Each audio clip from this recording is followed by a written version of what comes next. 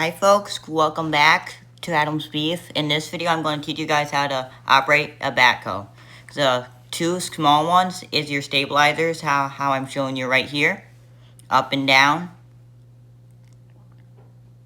And now your left big one is left and right.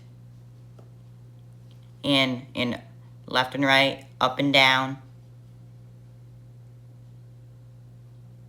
And in your right one is extend and brings it back.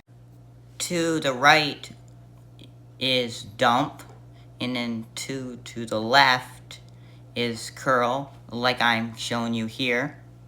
And then clicking. Now I will show you guys full extend. Our backhoe, the Wallenstein GX720, 3-point hitch backhoe. It's hydraulics, and then that's how you guys operate a GX720 Wallenstein backhoe, and I'll see you guys later.